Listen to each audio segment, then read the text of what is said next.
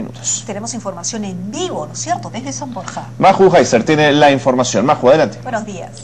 Buenos días, Carlos. Buenos días, Carlos. Estos son algunos de los materiales que se les van a entregar a los niños más pequeños para el inicio de clases el 10 de marzo de este año. Y nos encontramos con Martín Vega, él es viceministro de Gestión Pedagógica. Muy buenos días. Muy buenos días, con mucho orgullo les presentamos los materiales que desde el primer día de enero se están trasladando a todos los colegios del Perú para que en marzo arranquen bien las clases. Estamos estrenando materiales de ciencias para los niños de inicial y de primaria, además por supuesto van a tener sus cuadernos de trabajo, sus libros y sus textos. Es un operativo que nos lleva a que los 8 millones de estudiantes del Perú vayan a contar con estos materiales. Para el 10 de marzo definitivamente todos los colegios van a tener el material o de repente va a demorar en algunos casos un poco más. Como establece nuestra directiva de distribución de materiales, estos deben llegar durante el mes de marzo. Hay todo un calendario con el cual van llegando. Lo primero que estamos garantizando para el 10 de marzo son los cuadernos y textos de trabajo para que ellos puedan trabajar y el resto de materiales normalmente durante el mes de marzo. Y por eso queremos también invocar a la ciudadanía, tenemos un cronograma de entrega hasta la escuela. El ministerio llega a cada capital de provincia en UGEL y cada UGEL tiene dinero para trasladarlo al colegio. Esa ruta la hemos organizado muy bien, pero siempre es bueno que haya una alerta para que los padres de familia verifiquen que les ha llegado, que no les cobren por ningún texto ni material. Todo esto es absolutamente gratuito, de primera calidad, revisado muy técnicamente para que con tranquilidad y ahorrándose todo el dinero que tendrían que gastar en otro colegio privado puedan trabajar tranquilamente. ¿Qué sucede con las provincias que en este momento tienen lluvias? ¿Se va a complicar de repente el que lleguen los materiales? En ese caso, en primer lugar, habrá que evaluar si las clases pueden iniciar normalmente el 10 de marzo. Cada gobierno regional, de acuerdo a su situación de clima, puede modificar esta situación. Y evidentemente en el monitoreo que tenemos, por ejemplo en el caso de Madre de Dios, ya hemos ido, hay un equipo del ministerio con su gobierno regional evaluando la situación, los colegios que están damnificados, cuidando los materiales que ya se han distribuido y se fijará la fecha más oportuna para que empiecen las clases. Ahora, si hablamos sobre el examen para los profesores contratados, han habido algunos problemas con los profesores que dieron el examen en Tumbes, puesto que alegan que habrían habido solamente 60 preguntas en vez de las 100 que había en la ficha óptica para marcar. Sí, en primer lugar, lamento profundamente que medios de comunicación tendenciosamente estén señalando que profesores que no son evaluados y que no están en estricto orden de mérito estén yendo a las aulas del Perú. Todos los concursos que hace el Ministerio de Educación son meritocráticos y hay medios que hoy están diciendo que eso no es así. Hoy todos los profesores del Perú, aún los que ya están nombrados, están en una carrera meritocrática donde cada 3 años son evaluados por su desempeño. Antes, hace 5 años, solo 20.000 docentes pasaban por ese tipo de evaluación y hoy día con la ley de reforma magisterial todos están participando. Y en el caso de Tumbes es muy importante, antes de dar una noticia, verificar la información. Y en ese caso, efectivamente, el Ministerio de Educación revisó la evaluación que ocurrió en Tumbes. Ese fue un examen, como en todo el Perú, sobre 60 preguntas. La Universidad Nacional de Tumbes cometió un error porque corrigió sobre 100 preguntas y por eso salieron desaprobados, porque digamos una cosa es que te corrijan sobre 100 y otra sobre 60. Ese error fue anticipadamente sacado de los medios de comunicación, algunos medios sin verificar. Todos los profesores en Tumbes que van a trabajar en los colegios han sido aprobados. Como en todo examen, algunos desaprobados, pero esos no están trabajando para el Estado. Padres de familia en Tumbes, como en Lima y en el Perú, sepan que sus hijos van a ir con los que están en el mejor orden de mérito en cada región. Es decir, que ya se solucionó este problema. ¿Qué porcentaje de los profesores que aplicaron en Tumbes habrían aprobado? En el caso de Tumbes aprobaron el 38% y son más de las vacantes que hay. O sea que todos aquellos que están allá han aprobado. Y en Tumbes, comparando con el resultado del año anterior, el porcentaje de aprobados es mayor este año, lo cual también, y quiero en ese sentido felicitar a aquellos que están entrando a trabajar, porque está demostrando que nuestros profesores están haciendo un esfuerzo para poder estar en las aulas con los estudiantes. Ahora, nosotros queríamos saber, porque los contratados es por orden de mérito, es decir, si se necesitan 10, los 10 primeros van a ser contratados. Exactamente. ¿Qué sucede si de esto los 10 primeros no han aprobado? Es decir, solamente tenemos aprobado 8. ¿Se contratan solamente a los 8 o igual se contratan a los 10 teniendo 2 con nota desaprobatoria?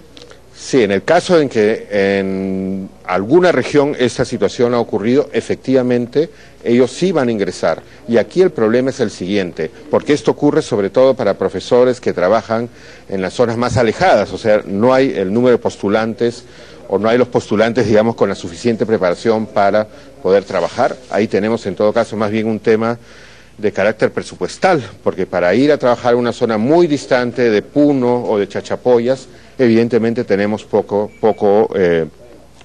profesores que se presentan, pero en todos los casos es por orden de mérito este ingreso, y si vemos los resultados a nivel nacional, en la mayor parte de regiones no hay el problema que usted menciona.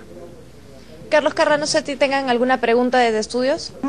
Sí, Maju, viceministro, ¿cómo está? Buenos días. Buenos días, gracias por acompañarnos. Ayer estuvo con nosotros en estudios el viceministro Idel Wexler, y él señaló que este ministerio, esta gestión, ha abandonado el tema meritocrático en favor de otros criterios.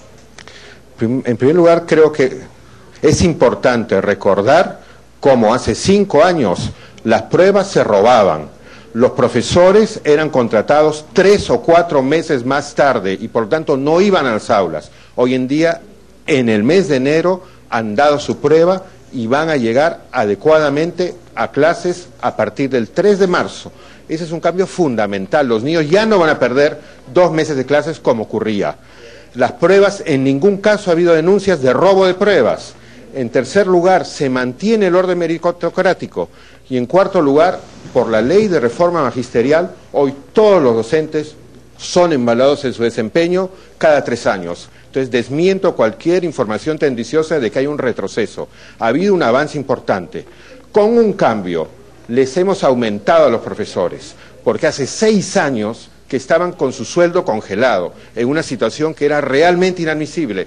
Quisiéramos dar un mayor incremento, lo estamos haciendo en una ruta meritocrática, pero tampoco debemos olvidar que había temas de injusticia con los profesores que estaban ocurriendo y que no deben seguir ocurriendo. Viceministro, usted menciona que sí, efectivamente ha habido información tendenciosa por haber publicado algunos medios de comunicación que el 100% de profesores había desaprobado ese examen, pero en todo caso esa es la primera información que se dio, sobre todo cuando se da a conocer un examen, que haya habido una equivocación. Eso también es un poco preocupante. ¿Qué van a hacer al respecto con los evaluadores? Si se supone que son 60 preguntas, ¿cómo evalúan en base a 100? Y luego se menciona que ninguno es aprobado. ¿Qué van a hacer allí? El examen era sobre 60 preguntas. El error estuvo en que la Universidad Nacional de Tumbes usó una ficha óptica con 100 y el sistema les evaluó sobre ese 100 cuando era sobre 60. Pero eso también preocupa, viceministro, porque entonces por supuesto que no preocupa, crea en la realidad suficacia de la evaluación, ¿no? Por supuesto que preocupa, y el gobierno regional de Tumbes, al cual ha sido informado esta revisión el día de ayer, está en ese momento tomando las medidas que corresponden con esta universidad, porque ha sido un error que evidentemente ha creado una gran zozobra y una gran preocupación en esta región. Claro, porque daña el proceso de confianza de los profesores hacia el sistema de evaluación. Eso significa que no se debería volver a contar con la Universidad de Tumbes. Exactamente, esa es la decisión que debe tomar el gobierno regional, a la cual ayer desde el ministerio también hemos indicado a este gobierno regional. Pero son 2 las desconfianzas que están ocurriendo. Esta que es válida y que definitivamente hay que cortar, pero la otra es que se está dando a entender que los profesores que tienen 02 están en un aula del Estado, y eso no es así. El caso que se ha visto, por ejemplo, en Lima, también hay mucho más profesores aprobados, incluso con nota 14 y más, y ellos son los únicos que han alcanzado plazas. Lo mismo va a ocurrir en Tumbes. Viceministro, entonces pero deben saber los padres de familia que hay un orden de mérito para poder ingresar a trabajar en el Estado. Viceministro, aún así haya equivocación en la evaluación, ¿no es cierto?, que se ha dado una mala información, que no han desaprobado el 100% de maestros en Tumbes, ha aprobado solo el 38%, igual el porcentaje, ¿no es cierto?, estamos avanzando, claro, hay que mencionarlo, pero el porcentaje sigue siendo bajo y sigue siendo preocupante en todo caso el nivel de los profesores en las escuelas. No, porque esos desaprobados no están en las escuelas. Los que están entrando son los mejores. Pongamos el dedo sobre la llaga en ese caso. ¿Por qué las facultades de educación están formando con tan bajo nivel?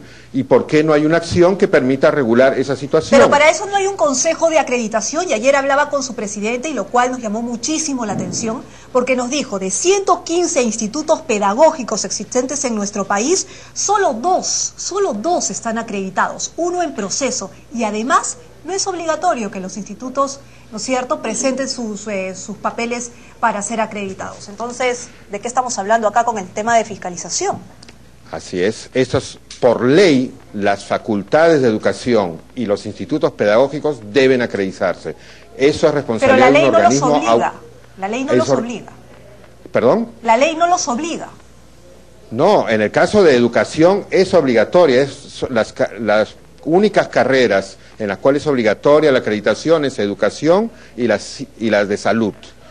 Y efectivamente no están siendo acreditadas. Pero en los pedagógicos, el Ministerio de Educación tiene el poder de controlar el número de vacantes que ofrece cada pedagógico, con lo cual hemos cerrado el exagerado ingreso que había a los institutos pedagógicos. En cambio, en las universidades, cada universidad es autónoma y sigue formando como le parece.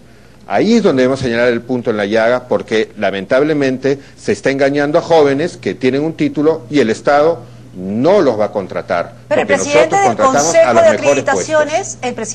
de Acreditaciones, nos ha mencionado que no es obligatorio, y de 115 institutos pedagógicos solo 2 están acreditados. Bueno, yo le voy a remitir el artículo de la ley que ha señalado que las facultades de educación y los pedagógicos tienen la obligación de acreditarse. Y preguntémonos cuántas facultades de educación están siendo acreditadas en educación. 2 de 42 facultades. De esa manera, entonces, solo los profesores que estudien en institutos o en facultades acreditadas podrán entrar a las escuelas públicas de nuestro país. Sí, pero mientras eso no ocurra, en el Estado se entra por concurso y por orden de méritos. Los profesores que hoy están entrando, además entran por un año, o sea que luego el próximo nuevamente van a ser evaluados. Y también por un cambio muy importante en la ley de reforma magisterial, ellos que entran como contratados pueden también ser capacitados y lo están siendo por el Ministerio de Educación. Antes existía una prohibición de capacitar a los profesores contratados. De acuerdo. Ahora, viceministro, luego de hablar de este tema que es polémico, que es difícil, que revela enormes carencias y brechas terribles, tenemos también un poco de luz. En esas mesas veía un kit muy bonito para los chicos de los primeros años de colegio, para la primera infancia. Pues quizás, Maju, nos puedes mostrar de qué se tratan esos juegos y esos artículos. Así es, miren qué interesante. Tenemos, por ejemplo, viceministro, ¿estos lentes en qué consisten? Sí, se encuentra conmigo Flor Pablo, directora de primaria, que les puede explicar en detalle. Hola, muy buenos días. Queremos, por ejemplo, estos lentes. A ver, estos lentes son parte del kit de ciencias para la educación inicial. Aquí estamos en el stand de los materiales de educación inicial. Todo esto es parte de un kit de ciencias para que los niños, jugando, comiencen a explorar los primeros aprendizajes en el mundo de la indagación y de las ciencias. Todo tenemos ahí los frascos, medidores, las lupas, los goteros, ¿no? Todo es la balanza para manejar el tema de las medidas, los volúmenes, bueno, la observación, ¿no? Todo este es un kit que se va a entregar a todas las aulas de inicial este año 2014, así como los cuadernos de trabajo que ya hemos visto. Por acá tenemos algo bastante interesante, tenemos para hacer macetas. Para hacer hidroponía, exactamente. Así como inicial recibe su kit de ciencias, también en primaria estamos dando por primera vez, con una inversión de 220 millones de soles, un kit completo de ciencias, que tiene que ver con todo el kit de hidroponía, tiene que ver con todo el material vinculado al conocimiento del cuerpo humano, de todo un kit de laboratorio igual, ¿no? Entonces, en el caso de ciencias hay una inversión fuerte ahorita del Estado, así como el tema de las bibliotecas y de los cuadernos de trabajo que también están en primaria, así como los textos que ya se vienen dando hace varios años, ¿no? Es una dotación permanente. Claro, yo les quiero mostrar, miren qué interesante. Por ejemplo, aquí el niño puede poner algunos bichitos que recoge del jardín Y los puede observar, en la parte de arriba hay una lupa, entonces así los puede mejor. Por ejemplo, puede meter una hormiguita, de repente un chanchito. Sí, estamos partiendo, algo bastante lúdico. Estamos partiendo exactamente de eso, ¿no? Que los niños aprenden explorando, tocando, manipulando. Entonces, este año 2014, por primera vez recibe la primaria un kit de ciencias para desarrollar estos aprendizajes, ¿no? Vinculados al conocimiento científico.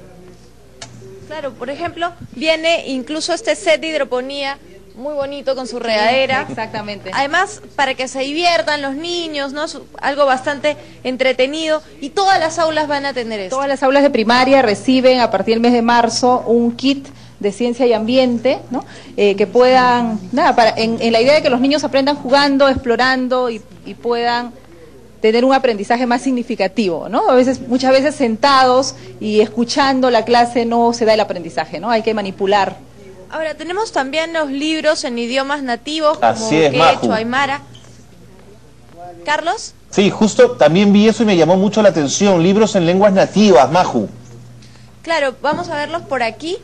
También a ver, ¿por dónde están? También en la primaria, además de los textos y cuadernos para las escuelas monolingües en castellano, hemos trabajado los cuadernos de trabajo en 7 lenguas priorizadas, ¿no? Son 2 variantes del quechua, para el aymara, para las comunidades de la selva, el ayánica, el aguajún, el yaui, ¿no? Entonces tenemos... por ejemplo, este libro que nos está mostrando acá nuestro camarógrafo Carlos Laguna, está en... Este está en quechua. En quechua. A ver, y vamos a pedirle Acá aquí está a nuestra colega. ¿Cómo se lee esto? Yapukuna casa, Kumparixañani. Esto no es quechua, es aymara. Aymara. Sí, este es aymara. Yo soy quechua. ¿Y qué significa acá? Este es el nombre de la unidad de este cuaderno de trabajo para los niños de primer grado. Este es el inicio, digamos, la imagen motivadora, ¿no? Que vamos a trabajar las lecciones en este cuaderno, ¿no? Con los niños de primer grado. Ok, Carlos, la verdad es que de repente yo voy a intentar quedarme con una copia de estos cuadernos a ver si puedo aprender un poquito de aymara. Me parece muy interesante que a nuestros niños se les enseñe en sus lenguas nativas. Por Con supuesto. esta información regresamos a estudios. Muy bien, Maju. Muchas gracias, Maju. Gracias por la información. Hemos querido en este enlace mostrar luces y sombras de la educación, ¿no es cierto? Los problemas en Tumbes que van por un buen camino de solución, pero también estas cosas fantásticas, ¿no? Y hay que seguir revisando también, Sí, ¿no? pues. Porque, claro, digamos, los malos resultados que se puedan dar en una prueba, de alguna manera crean suspicacias en los Sí, maestros. pues, El tema de así es, la desconfianza es muy grande, ¿no? Es muy importante, ¿no es cierto? Pero bueno, en fin. Y bueno, el tema de las acreditaciones, ¿no? Vamos a ver cómo... Te vi ayer conversando con el presidente de A mí me llamó ese... muchísimo la atención, te voy a ser sincera. Parecía ¿no? poco sólido sus argumentaciones, ¿no? Sí, lo que pasa es que el sistema de acreditación dijo no era obligatorio y el viceministro Sí, mencionó pues, que sí. que sí lo Entonces es, eso que es sí lo como es. que también, en fin, dudas. 7:25, una pausa, volvemos.